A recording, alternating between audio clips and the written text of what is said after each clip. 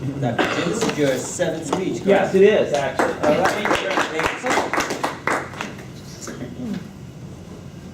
So do you remember your first job? More importantly, do you remember your first day at your first job? I mean, I think for all of us, that's sort of an exciting time.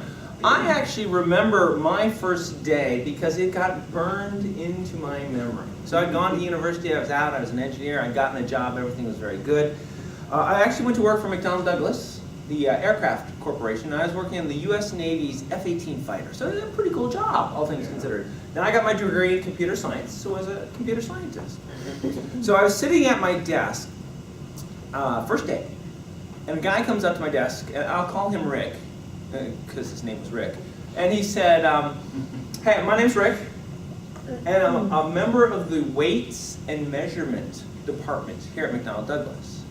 Now, it turns out the weights and measurement department was responsible for weighing everything that went onto the aircraft. Now, that included bullets, drops of oil, stickers. Effectively, they were the ones who told you how much the airplane weighed. And when you're going to put it on an aircraft carrier and throw it off using a catapult and have it land using wires, these are important things to know. So there's no pushback on that. So he came to me and he said, hey, I got a question for you. Well, I got my university degree. I should be able to handle whatever question Rick has, right? He said, how much does your software weigh?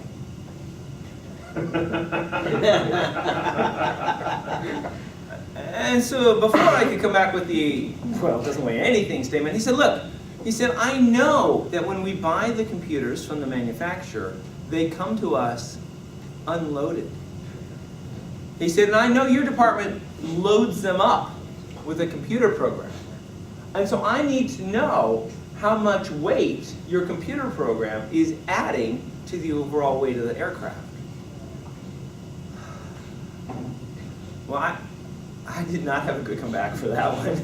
His logic was inescapable. Why, certainly, obviously. So he went away, thank God. This first day was not turning out all that well, actually, at this particular point in time. So I went to my boss, who was an older engineer, and I explained to him the situation. And he did what older bosses do. He sort of sat back, sort of stroked his chin for a few minutes, thinking, because he knew Rick wasn't going away. We weren't going to be able to tell Rick it didn't weigh anything, because clearly it had a weight. You had to figure out what it was. Now this is actually back in the day, so come back with me in time, when we actually printed a computer program out on cards. Anybody remember cards? Maybe your parents have told you about cards, right? Now the way a card works is that you would put a blank card into a machine and you would type out the line of computer code you wanted, and it would punch little holes in the card, and then you'd take them all, put them together in a deck, and you'd go off and do things with them. Well, my boss sat back, and he thought for a moment, he said, hey, I've got an idea. So he took the deck that was the F-18's control program, and he went over to one of the machines that made copies, and he ran it through the machine. He punched a whole nother deck of computer cards of the program, and then he threw them away. And then he went to the little basket, and all the little chads that got poked out, they all went into this little basket. And he took the basket and he gave it to me. He said, I'll tell you what, why don't you go weigh this? And then afterwards you can go tell Rick how much the computer program weighs. So I went down to the post office, okay, and got it weighed. Turns out it came out to be about 2 ounces.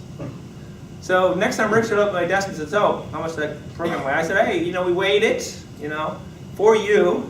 It turns out it weighs about 2 ounces. He said, fantastic, wrote it down and went away. So to the best of my knowledge, to this day, somewhere in the universe, there is a manual that says if your F-18 mission computer is loaded with software, the plane weighs an additional 2 ounces.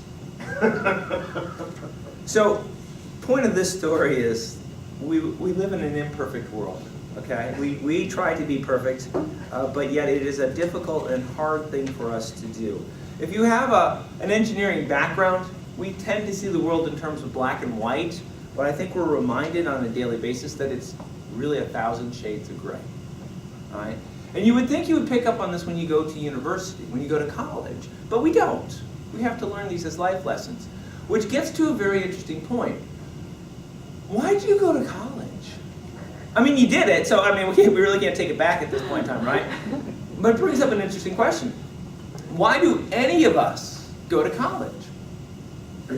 You know, you might come back with a quick explanation. Well, I wanted to learn to become a computer scientist or an electrical engineer or something like that. Well, okay. How do you do that? Well, I took some classes. Well, that's great. Do you remember what went on in those classes? I think almost universally we could say, no. I really, you know, a couple memories from some of my classes, tests I didn't do so well on, problem sets that were almost impossible. But if I really sat you down and gave you one of the tests that you got in one of your college classes, could you pass it today? I'd say more often than not, no. Calculus would be a challenge at this point in time, thank you very much, right? So why do we go to college? Well, you know, it's interesting. I went to college for 15 years. And I didn't figure out why I went to college until actually after I was out. So no genius here by any stretch of the imagination. But it turns out that I think there's actually 3 reasons that any of us go to college, and this prepares us for our career, okay? The very first reason that any of us go to college is look. Think about when you went into college. What had you done with your life before then? Arguably nothing, right? You made it through high school, but you made it through high school because your parents kept kicking you in the back, getting you out the door, getting you on the bus, making sure you did your homework, that sort of stuff like that. When you go to college, you know, at the beginning of the 4 years, you start a program. You say, I'm going to take these classes, I'm going to finish this course of study, I'm going to graduate at the end. And guess what? You did. Congratulations. I mean, that's the most, arguably, significant accomplishment of your entire life up until that point. Very, very impressive. Now, what's the second reason that we go to college? Well, the second reason is, if you think about your mind when you get out of high school, you have the ability to solve simple problems. You have the ability to solve problems that you can flip to the back of the book and find out what the answer is. And that's great, but you know, in the real world, life is a lot more complicated than that. Those are tricky, nasty problems out there. And that's what we learn how to solve when we're in college. We discover that the big, hairy problems, you don't just solve them. What you do is you take them apart, you solve the pieces, and then you put them back together again. It's the problem-solving skills, I would argue, that you still retain today that you learned in your college classes. And the third and final thing that I think we all get out of a university experience, I know when I went off to college, in my life, I had met maybe 200 people. I grew up in a small town. Everybody was pretty much like me. They walked like me, they talked like me, they ate the same clothes, they spoke the same way. It was pretty much everybody I knew, right? Then I went off to college. Woo! There was a learning experience for you. There was a bunch of weird and different people there, from places I had never heard of, with political views and eating views and clothing that I had never heard, seen, or even thought of. Talk about having your world expanded. Ultimately, spending 4 years in that type of environment completely changes you, and I would argue, gets you ready for the life that's going to come in front of you. So there you go. If somebody ever asks you how much a piece of software weighs, now you know how to figure it out. And remember, you went to college for 4, 5, 6 years for a very specific reason, and it made you the person that you are today. Mr. Kuznets. Thank you very much. Thank you. Thank you. I would like everybody to take a moment to go ahead and evaluate Dr. Jim.